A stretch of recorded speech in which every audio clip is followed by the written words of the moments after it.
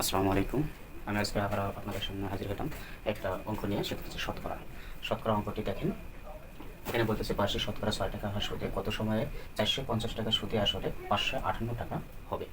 তাহলে আমাদের এখানে দেওয়া আছে 450 টাকা, এটা হচ্ছে আমাদের আসল।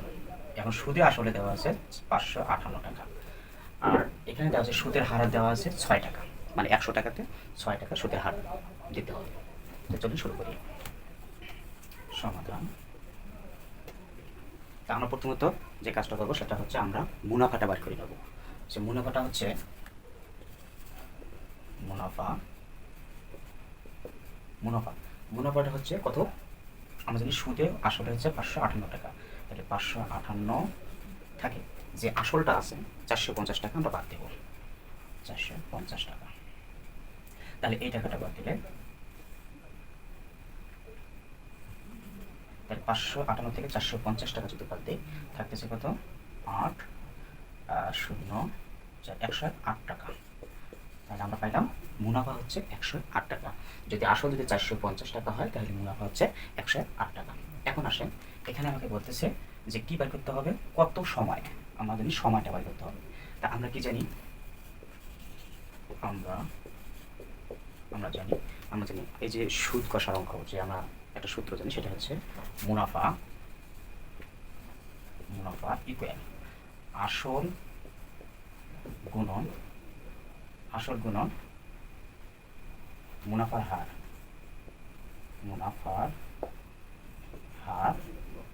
গুণন সময়।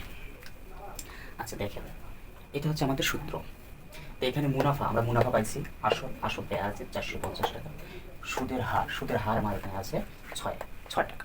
আর এখানে হচ্ছে সময়টা আমার দেওয়া নেই, আমাদের সময়টা এখানে বাইর করতে বলছে। তাই আমরা সময়টা বাইর করবো। যদি এটা নিয়ে আসি, তাহলে সময়টা এখানে রাখেন, সমান ইকুয়াল, তাহলে মুনাফা যাবে উপরে, মুনাফা নিচে ভাগ হচ্ছে আসল গুণন মুনাফার হার। এখন আমরা যদি এটাকে মানটা বসাই দিই, মুনাফা হচ্ছে 108 টাকা।